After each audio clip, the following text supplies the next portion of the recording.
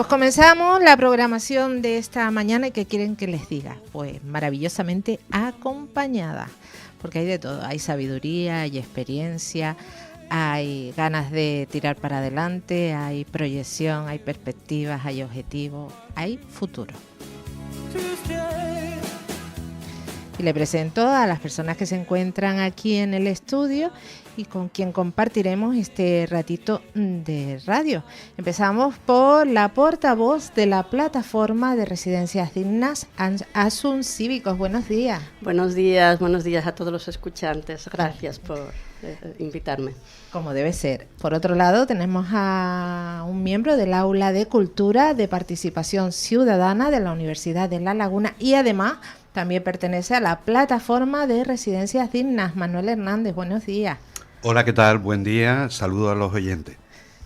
Y por otro lado, pues ya les digo yo que estamos aquí, bueno, esto va a ser una charla de oro, porque también presento a un señor que tendrá su dedicación. Aquí me han puesto, ahora él me dirá que se dedica o a qué se ha dedicado. Tiene pinta de estar ya jubilado, aunque no sé, porque hay quien no se quiere jubilar nunca y sigue ahí, pero va a hablar en favor de todas esas personas que se encuentran en una residencia viviendo, porque bueno, las condiciones son las que son, la vida es la que es y está ahí, pero no está todo lo bien que debería estar. Estamos hablando de la residencia Nuestra Señora de la Concesión en Garachico, que tanto ha dado que hablar y seguirá hablando. Manuel Fariña, buenos días. Buenos días, encantado de compartir este momento con todos ustedes. Y por otro lado, pues nuestra habitual, nuestra querida Carmiaco Pérez, portavoz de la Asociación en Defensa de las Pensiones Públicas. Muy buenos días, bienvenida. Hola, muy buenos días, encantada de estar aquí. Encantadísima de compartir este tiempo con ustedes que están aquí, con las personas que nos escuchan al otro lado. Pues sí, vamos a hablar de ese momento de la vida en el que tenemos ganas de hacer un montón de cosas y además tiempo. Y además, pues recursos, porque se han ido pagando a lo largo de la vida laboral. Nadie aquí regala nada, por mucho que algunos quieran hacérnoslo creer de esta manera. Pero vamos a empezar. Estamos hablando de las personas de edad. Que yo eso con las personas de edad siempre digo, caray, que un bebé que nace ya tiene una edad, aunque sea un día. Pero bueno, el pasado martes se conmemoraba el Día Internacional de las Personas de Edad con muchísimas reivindicaciones. Una manera de celebrarlo era esa reunión, ese encuentro, desayuno informativo, reivindicativo que tuvo lugar en la Plaza de la Candelaria, del que nos habló Carmiaco Pérez. Pero yo te pregunto, ¿cómo fue Carmiaco? Bueno, digo Carmiaco, pero cualquiera de los cuatro se puede expresar cómo fue objetivo, se vieron las perspectivas, expectativas cumplidas. Pues bueno, estuvimos aquí las 4 personas que estamos aquí presentes. Pues fue un acto en principio, como habíamos planteado, era un acto reivindicativo, era un acto no ya de toma de conciencia de las cuestiones que está atravesando las personas mayores, ¿no? Las personas con una cierta edad ya, sino también en la búsqueda de ese ideario de posibles soluciones con distintas problemáticas que tenemos, ¿no? Entonces allí pues estábamos un grupo de personas, es verdad que no muy numerosos, esperábamos que asistiera más gente, ¿no? Pero también lo estábamos hablando ahora, ¿no? Es decir, los achaques de la edad también hacen sus estragos y los cuidados que seguimos haciéndolos y prolongando de nietos y nietas y estas cosas, pues hacen que pues mucha de la gente que en principio podía estar y quería estar, pues no pudiera hacerlo, ¿no? Y la gente que siempre nos acompaña, que es gente trabajadora, también puede estar trabajando. Uh-huh. Sí, bueno, dentro, por lo tanto, del tipo de día, pues estamos satisfechas de lo que allí pudimos hacer, de lo que pudimos hablar y de lo que pudimos contar, ¿no? Y sobre todo el calor humano, que significa reunirte para no ver que estás solo o sola en estas luchas que uh-huh. llevamos diarias cada cual, sino que somos bastante y que quizás hay más sintonía de la que pensamos previamente, ¿no? Que puede haber con otras personas, con lo cual mucha ilusión, mucha esperanza para el futuro, ¿no? Ujú. ¿Alguno aportar algo, alguna sensación de ese día, Asu?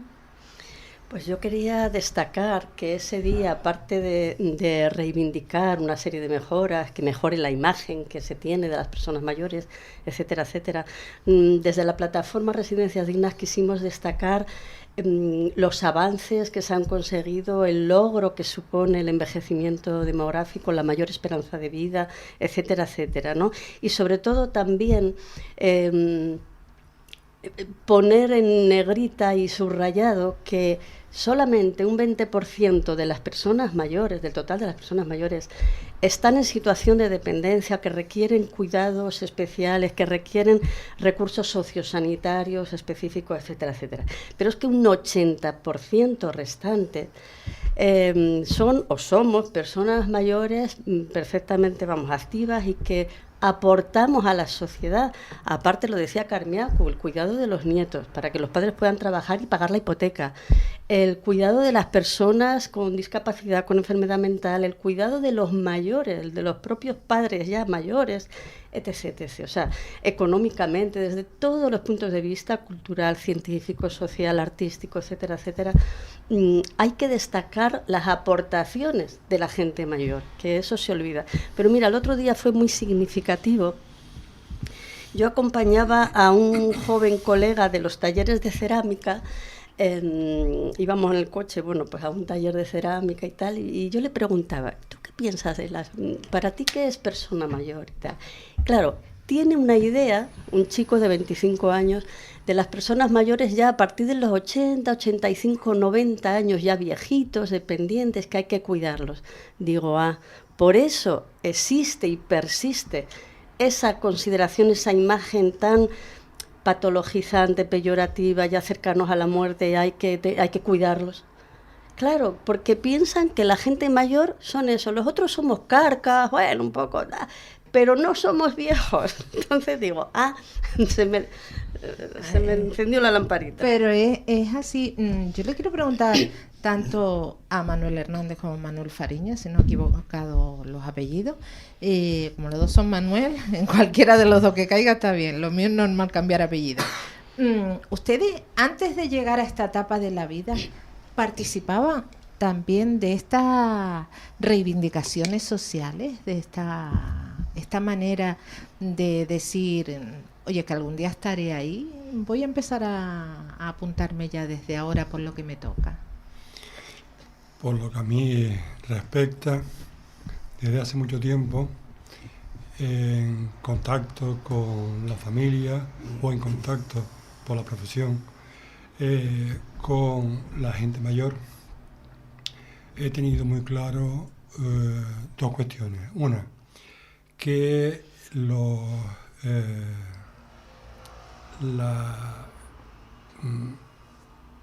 el derecho a un cuidado por parte de la gente mayor, entre los que ya me encuentro, no es ningún privilegio ni ninguna mercancía, sino que son derechos fundamentales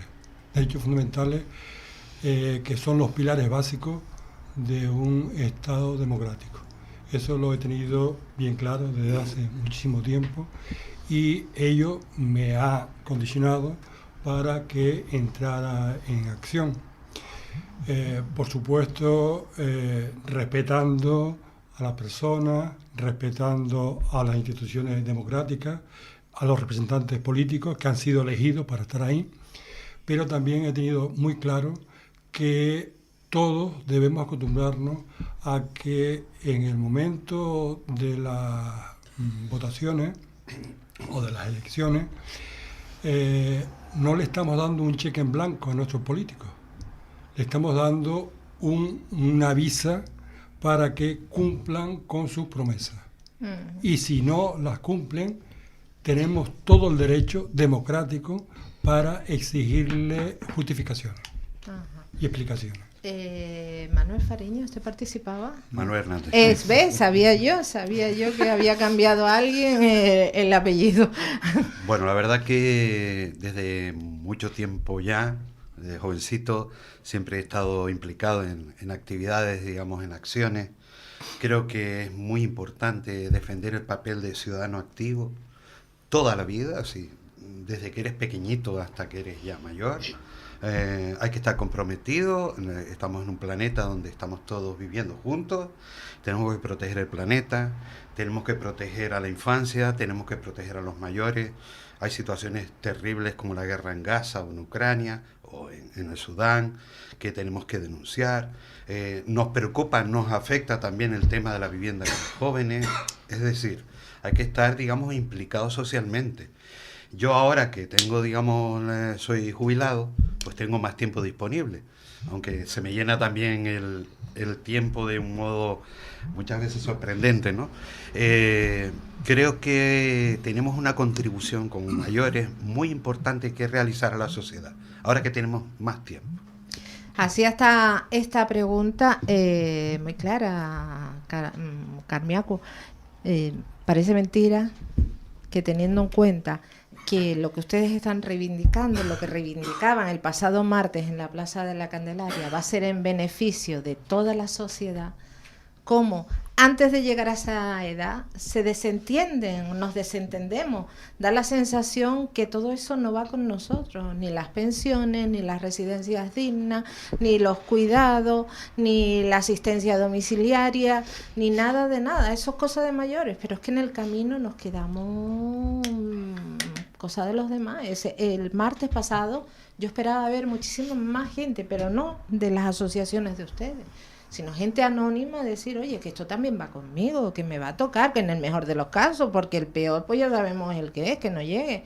Pero ¿no echan ustedes en falta eso por parte de, ya no digo los muy jóvenes, porque los muy jóvenes están en lo que están, como estábamos nosotros cuando éramos muy, muy jóvenes, pero personas de una edad... Me vas a permitir, Carmiaco, intervenir. En la escuela hay que enseñar a participar, a ser ciudadano activo. Eso se tiene que aprender desde pequeñitos. Cuando tú eres consciente de que formas parte de una comunidad y que todo te puede afectar y todo le puede afectar a otros que te rodean, tomas conciencia de que eso es importante, que tienes que desarrollar una labor, ¿no? ¿Qué ocurre? Que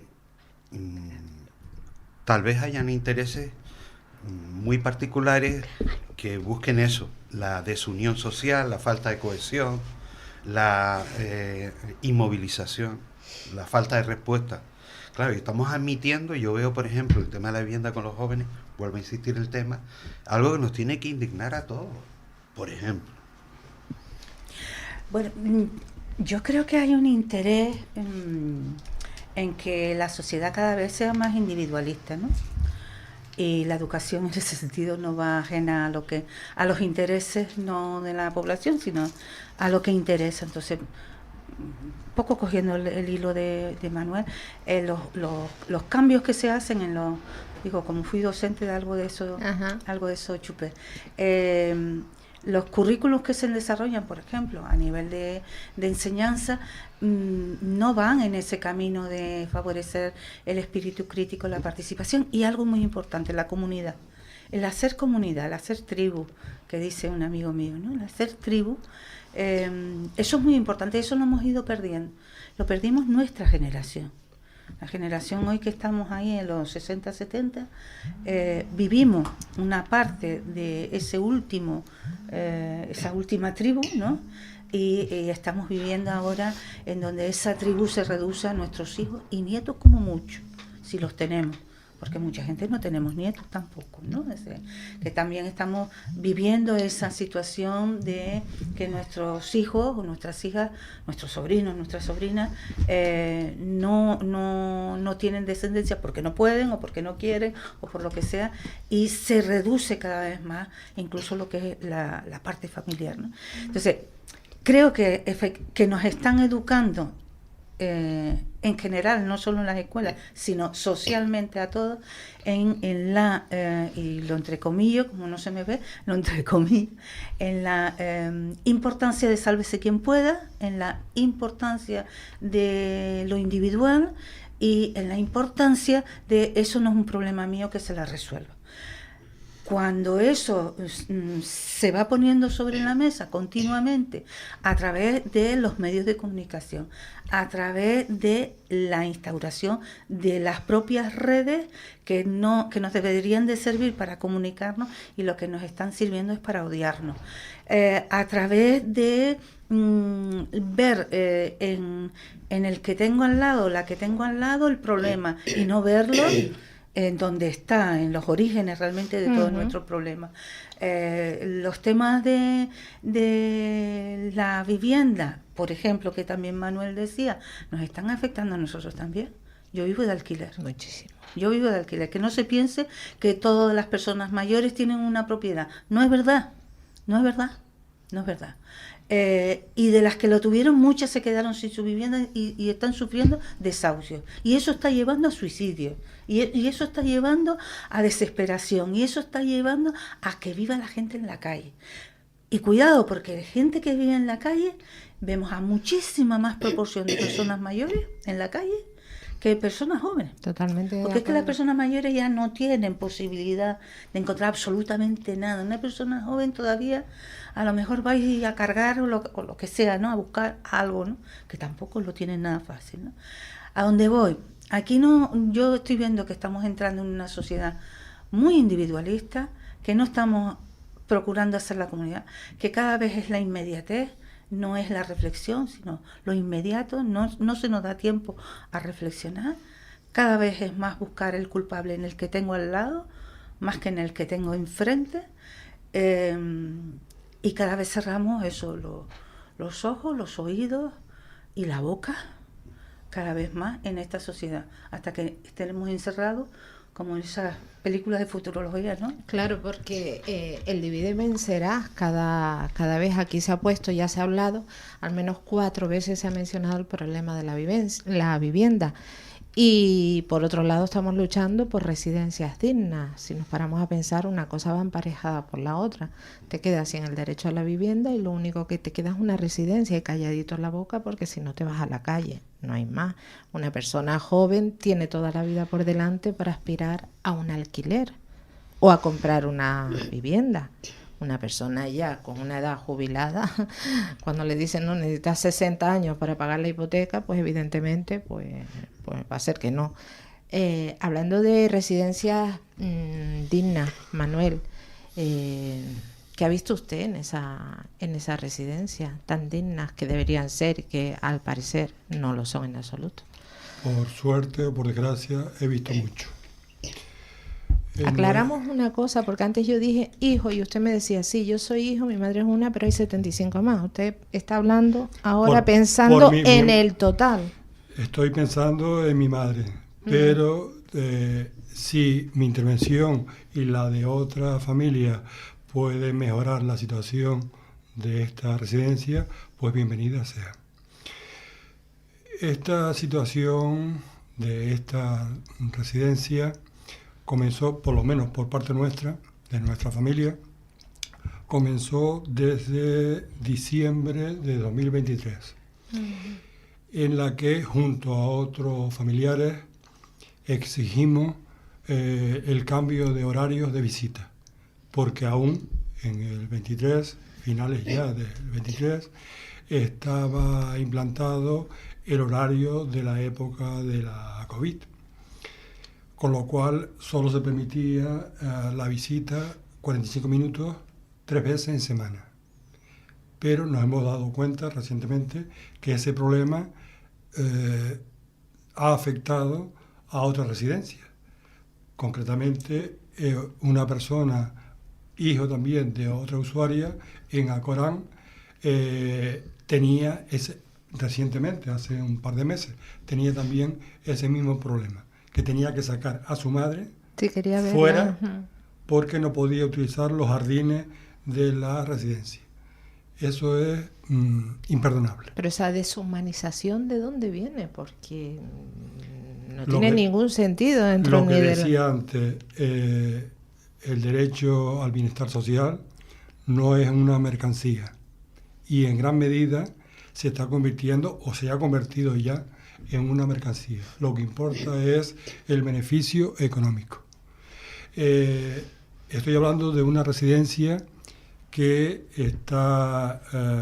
depende directamente de la Consejería de Bienestar Social del Gobierno de Canarias, que, como decía recientemente también la señora Emma Colau, en el Parlamento, en la Comisión Informativa de Derechos Sociales, las administraciones son solo custodios de esos derechos de los beneficiarios, no son los titulares son las propias personas. Uh-huh. Y en este caso concreto se ha ido derivando esas competencias de la Consejería o del Gobierno de Canarias a el Cabildo a través del IAS. En este caso hablo del caso de mi madre, que es una persona con el nivel de dependencia 3, el más alto, y que después de mucho batallar hemos conseguido una plaza en Garachico, cuando ella vivía y toda su familia hemos vivido en La Laguna. Un poco lejos, ¿no? No es el único caso. Hay también personas, que me consta, que vienen del sur de la isla a visitar a su familia en Garachico. Eso también es imperdonable. Pero sigo con la evolución temporal de este acontecimiento. Desde esa fecha hemos comprobado que la atención, los cuidados, la empatía con las personas residentes ha ido en declive. Hasta que llegó el momento en que no solamente nosotros, sino también otras familias hemos denunciado esta situación. Y ha sido el momento en el que las instituciones han caído en la cuenta que las inspecciones no se habían realizado oportunas. Que nosotros sepamos, la única inspección que se hizo por parte de la Consejería fue a partir del 14 de julio de 2024. Pero esa situación anterior, ¿qué pasa? Tenemos que esperar a que estén ya en sus últimos momentos para entrar a arreglar o solucionar ese gran problema. A partir de ese momento, y gracias a la presión ejercida, hemos conseguido, eso sí, desde el ayuntamiento, que es el alcalde, es quien preside el patronato público del Hospital Residencia Nuestra Señora de la Concepción, ni los concejales o las concejalas dependientes que por su competencia organizaban ese hospital residencia, no han dado la cara. Uh-huh. Manuel, tenemos que hacer una breve pausa para la publi y continuamos. La mañana de la 10 con Tere Coello. Para personas inquietas, Capital Radio.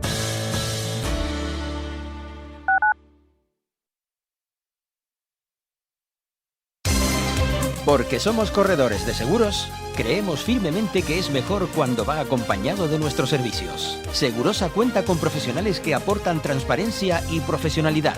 Diseñamos nuestros productos de manera personalizada buscando la seguridad y satisfacción de nuestros clientes. Segurosa trabaja con las principales aseguradoras. Para más información nos puede llamar al 922 24 6408, por WhatsApp al 688 982 922 y en segurosa.com.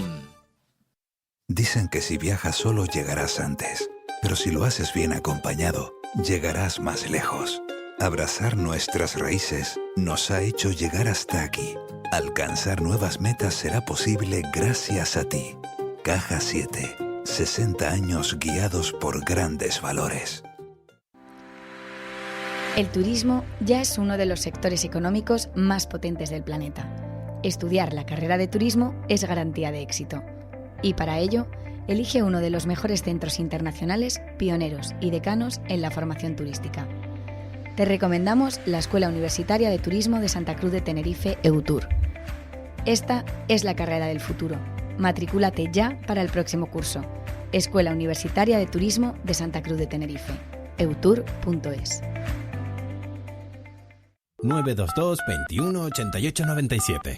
Faicanes Tenerife, dígame. Perdone, tengo plagas en la empresa. Le preparamos un presupuesto sin compromiso. ¿Y son efectivos? Claro, en Faicanes Tenerife, empresa pionera en el control de plagas, eficacia y rapidez son nuestra garantía. Faicanes Tenerife, plagados de soluciones.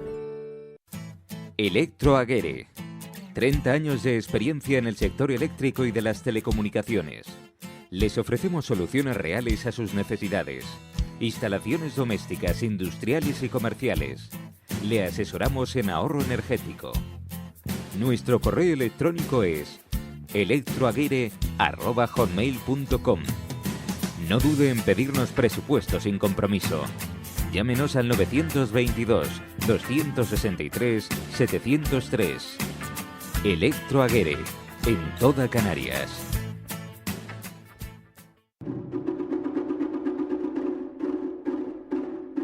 Equilibra, sana, armoniza tu vida. Fórmate en sanación energética, Reiki intuitivo japonés, en tu emisora favorita, la 10 de Capital Radio, el 8, 9 y 10 de noviembre. Consulta nuestras redes sociales para toda la información. Te esperamos.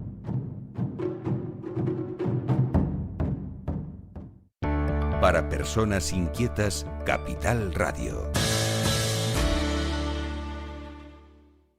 La mañana de la 10 con Tere Coello.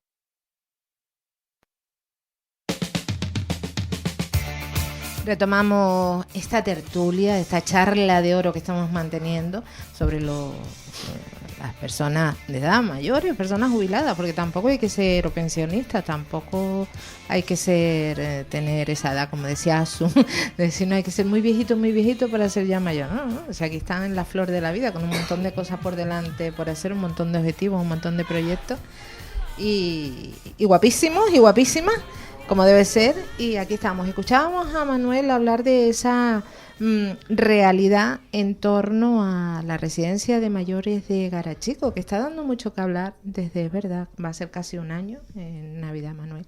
Y yo pregunto tanto, bueno, a los cuatro. En este caso hablamos de esta residencia. La semana pasada se hablaba también otra residencia en Santa Brígida, en Gran Canaria, de titularidad privada, creo que tuvo que cerrar, mal atendimiento. Hay otras por ahí de las que se ha hablado. A mí me viene a la cabeza una, yo no sé si ustedes la conocen o no, que es esta residencia, este hogar de mayores que se hizo en Candelaria, con la buena voluntad del padre Jesús Mendoza, que en aquel momento el prior de la Basílica, que salía a pedir dinero para construir allí una residencia para los mayores del lugar y que tuvieran dónde quedarse con el tiempo. Bueno, el caso es que esto se hizo, se construyó, se murió el padre Jesús Mendoza, esto pasó a titularidad privada y lo que sucede en ese sitio es tabú, porque no hay nadie que pueda entrar y saber. No sé, Asun, si tenías conocimiento de que existía este lugar. Es que mucha gente... En Candelaria existe un dolor, digamos así, porque la gente de allí pensaba que aquello era para ellos. Hicieron todo lo posible de que se construyera a la medida y nanay de la China. Y creo que es muy cara, carísima y solamente... Bueno, y tabú. Es imposible saber. Mucha gente desconoce que ese hospital, esa residencia está ahí en la zona, creo que por Barranco, no estoy segura ahora, sé que es en Candelaria. Pero ¿y el resto? Cuando ustedes hablan de residencias dignas, ¿qué se encuentran? Porque dignas, habrán muchas.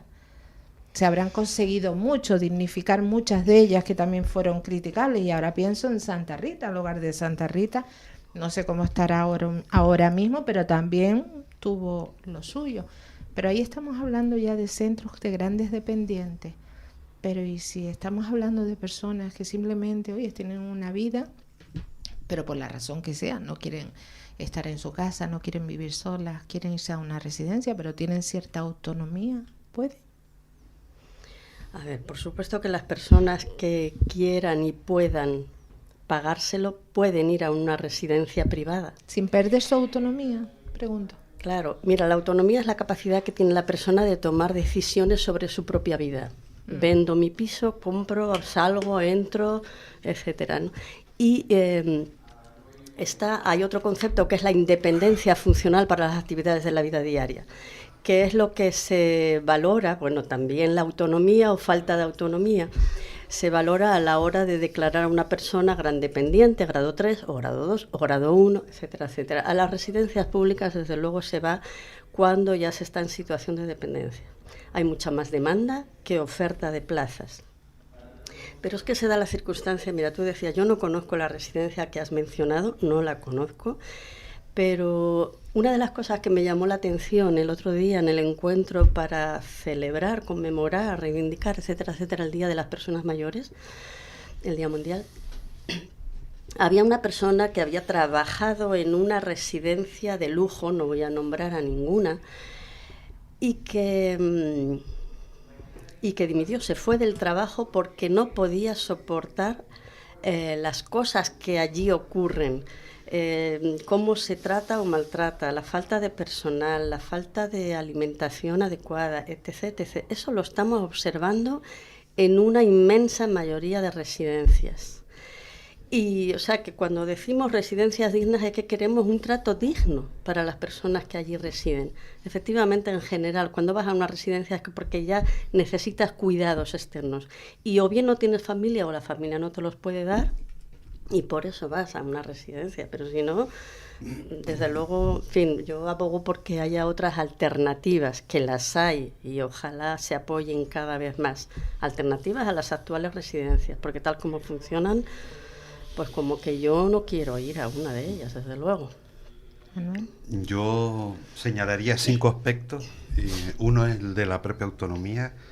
Lo que yo he podido ver, primero el respeto al trabajo, a la labor que hacen los profesionales, ¿no? Que se ocupan, digamos, de las personas mayores en estos centros.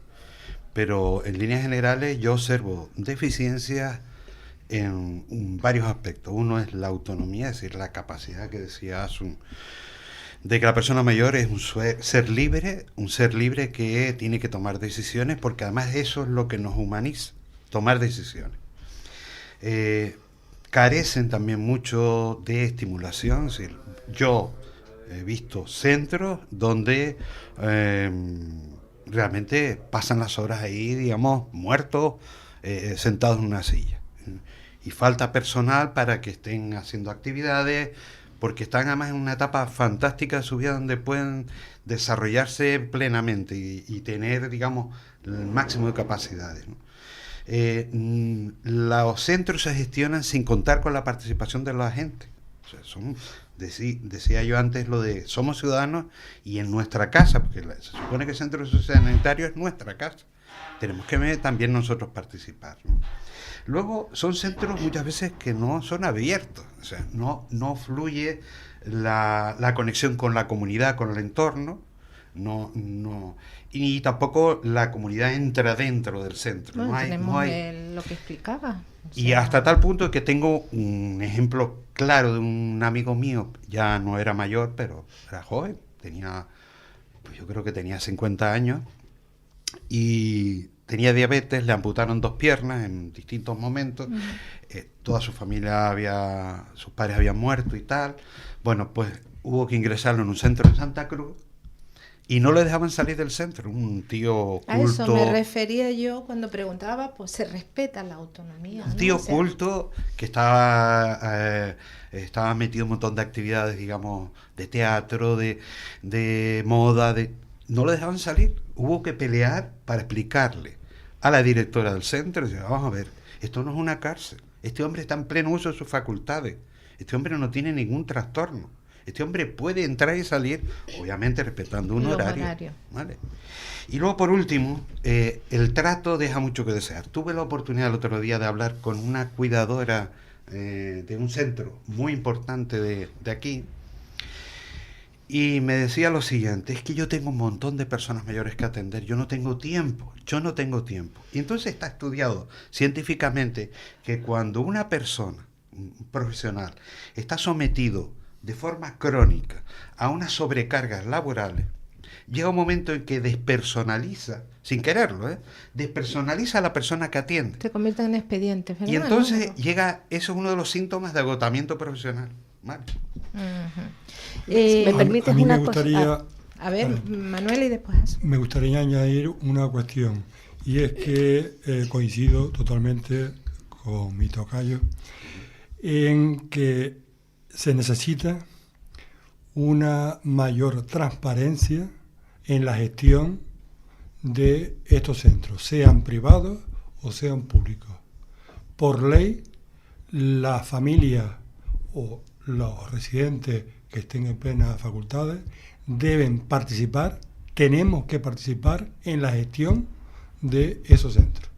No me vale la opinión de una cuidadora, la opinión de el médico, que en este caso, por lo menos hasta el 12 de agosto, era simplemente tirar balones fuera.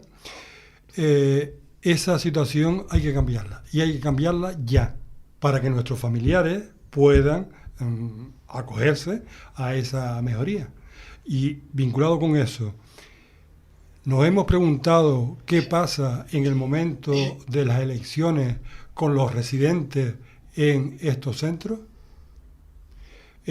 Por ley se puede hacer, pero haciendo toda una serie de trámites con el notario, etc. En nuestro caso, en mi caso concreto, disponíamos, tanto mi hermana como yo, de un poder general de mi madre, que está vigente. En ese poder general podemos hacer y deshacer, incluso con sus condiciones de vida o de muerte. Sin embargo, ese poder general no sirvió para que en correo me dieran la papeleta para que mi madre pudiera... O sea, perdió ese derecho. Correo no le reconoció ese derecho. No. ¿Asu? Es tremendo. Bueno, yo quería añadir, estoy perfectamente de acuerdo con lo que han dicho los compañeros, ¿no? Pero una de las cosas que observamos es que no se cumplen los ratios de personal sanitario, sociosanitario, enfermería, etcétera, etcétera, que cuide a los mayores. Es más, se hacen trampas, se cuenta al jardinero, al señor de mantenimiento, a tal, no sé qué, como en la ratio, ¿no? Y aún así no se cumplen, es que es tremendo, no, perdona, estamos hablando de las personas que cuidan directamente. Efectivamente, el estrés, la sobrecarga laboral, incluso, pues, en fin, los déficits salariales, etcétera, etcétera, todo eso va en contra de los cuidados que finalmente recibe la persona. Y luego otra cosa que decía Manuel Fariña, ¿no? La mayoría de las residencias se llenan la boca diciendo que su modelo de gestión está centrado en la persona. Y lo que observamos una y otra vez, lamentablemente, es que se centra en el servicio, en el beneficio económico, en ganar dinero. Bueno, la mayoría de las residencias están en manos incluso de fondos buitres o de grandes empresas que efectivamente lo único que persiguen es el beneficio. Y ahí están los datos. Yo ahora no voy a hablar de memoria, pero millones de beneficios. Perdona, pero los servicios sociales no pueden estar... Dar beneficios. Ninguna gestión pública con dinero público tiene que dar beneficios, tiene que dar servicios, tiene que llenar esos vacíos que de otra manera no puede ser. Carmiaco, de todo esto.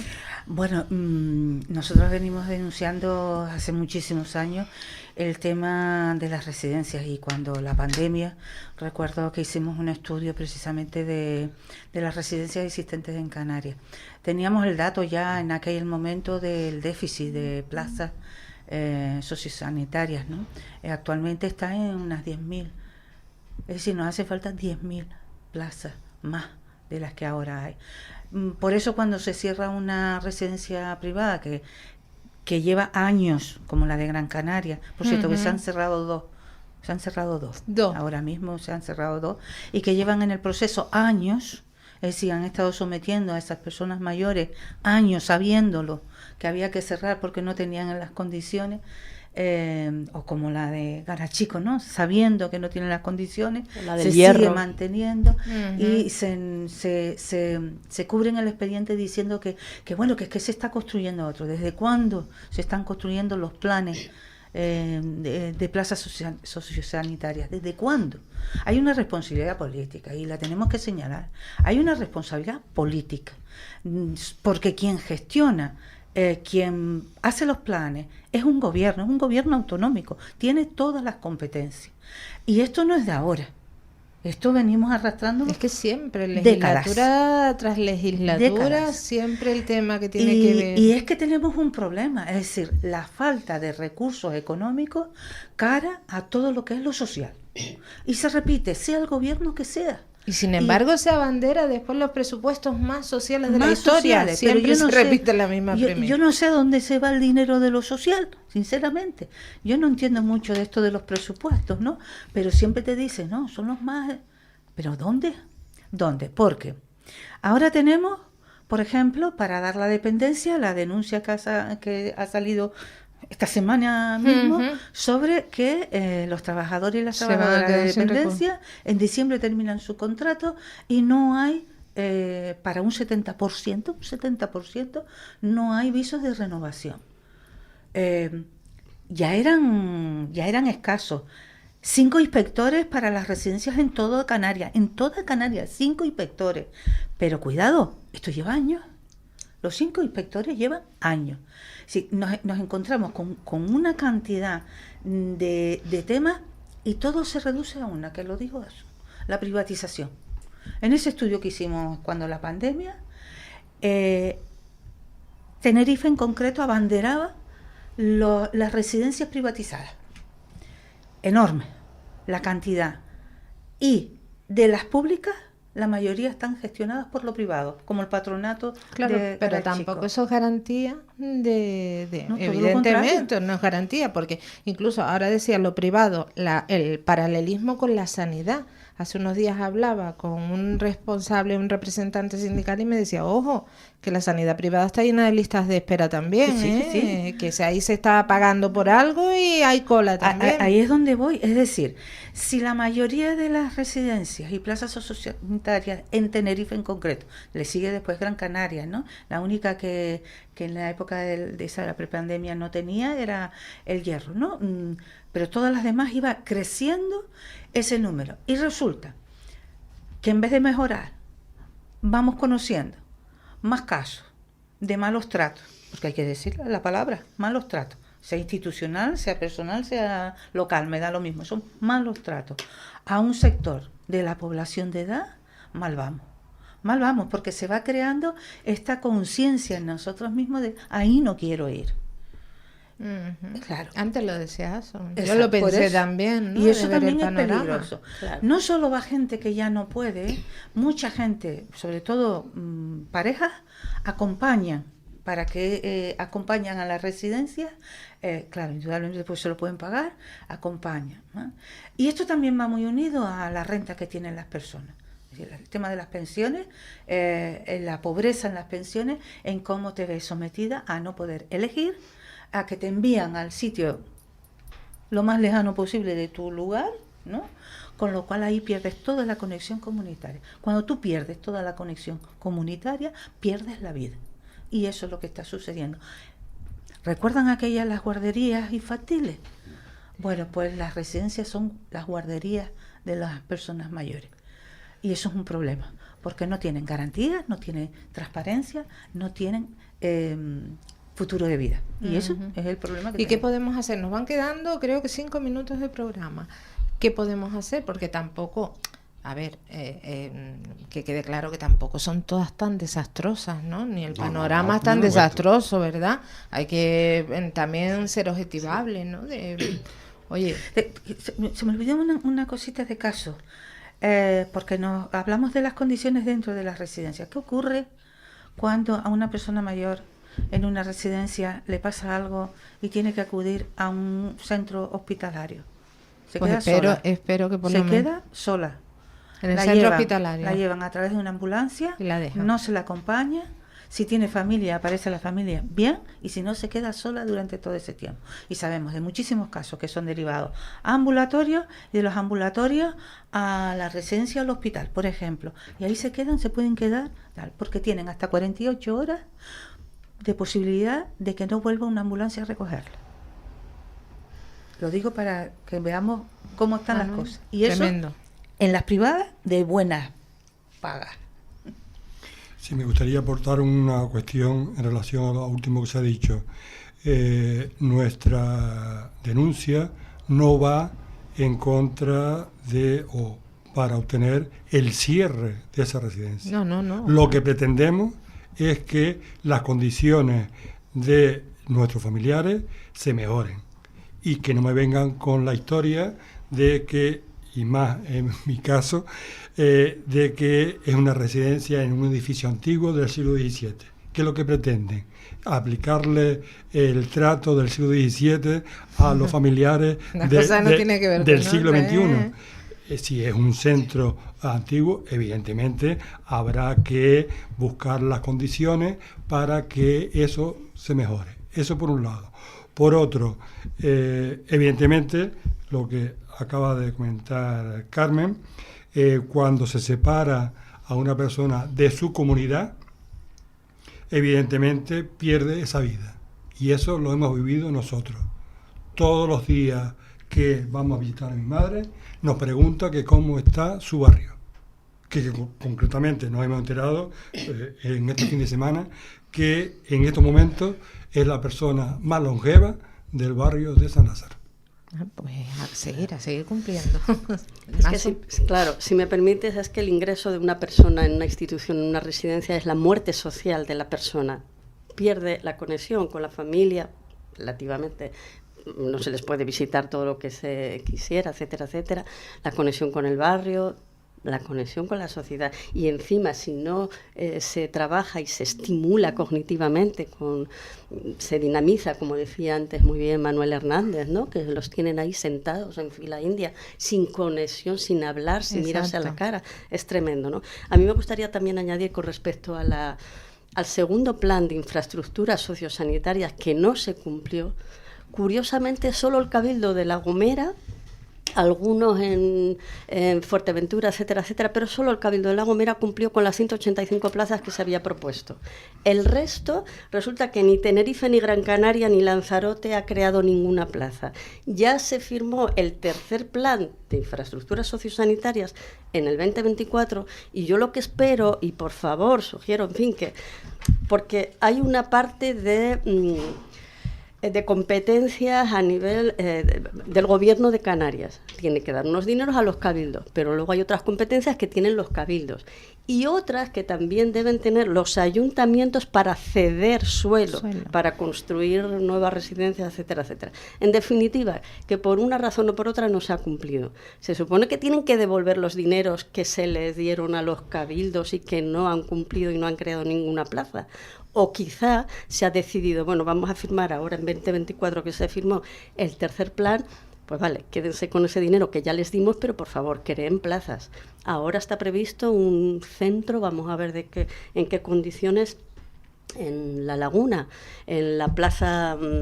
¿Cómo se llama? Perdón. La Plaza del Cristo. La Plaza del Cristo, gracias, sí, efectivamente. Entonces, bueno, vamos a ver si se hace conforme al acuerdo que se estableció en julio del 2022, acuerdo, digo, sobre acreditación de centros, y que sean espacios más humanos, espacios donde se atienda a 15 personas como máximo, bueno, y un largo etcétera, y que cumplan los requisitos de personal y un largo etcétera. Esperemos que así sea. A ver, Manuel. Bueno, la soledad, la tristeza de los niños, de los jóvenes, de los mayores, la salud mental de todos, son síntomas de algo que no funciona bien. La sociedad que estamos construyendo no es la que nos merecemos. Tenemos entre todos que ir transformando esta realidad, cambiándola a una mucho más abierta, mucho más democrática. Yo tengo mucha esperanza de que seamos capaces de volver a construir comunidades, a construir ciudadanía. Y hay que exigir a los poderes públicos, los servicios sociales, los servicios sanitarios, los servicios educativos nos pertenecen a todos. Nosotros somos accionistas de esos servicios, tenemos que cuidarlos, defenderlos. Ay, qué bonito eso, cuidarlos y defenderlos. Bueno, llegamos al final, no sé si se quedó algo, medio minuto, que quieran añadir, Manuel. Una pequeña anotación a lo que acaba de decir, ¿sí? Asunción. Creo recordar que justo en la Plaza de Cristo, en todo el complejo del antiguo convento franciscano, una empresa privada desde hace años instaló un tanatorio. Es decir, que el tanatorio ha precedido a la construcción de ese gran centro hospitalario residencial de La Laguna. Oye, o de la zona metropolitana. El chiste fácil. Esperemos que no hay que cierren ese tanatorio que incumple todas las normas. Sí. Yo me uno a las palabras de Manuel, pero quiero decir que tenemos que explorar otras alternativas. Por ejemplo, los centros de día, también hay que explorar otras fórmulas que no sean aparcaderos de día, tampoco eso, es otra de las cuestiones que tenemos que explorar cómo se hace y cómo se está haciendo y qué es lo que queremos en la ayuda a domicilio. Y todo ello hay que hacerlo entre nosotras y nosotros como personas que vamos a ser cuidadas, pero también contando con las personas que nos cuidan, tan esenciales y tan mal pagadas en esta sociedad. Pues nos quedamos con eso, llegamos al final. Manuel Hernández, muchísimas gracias por estar aquí. Manuel Fariña, muchísimas gracias. Asun Cívico, encantadísima. Carmiacu Pérez, encantadísima. Esto hay que repetirlo otra vez. Así que mil gracias. En este punto hacemos la desconexión regional. Gracias a todas las personas que nos han acompañado a través de Capital Radio Canarias. Hacemos un parito para la publicidad, escuchamos información nacional y continuamos. La mañana de la 10 con Tere Coy.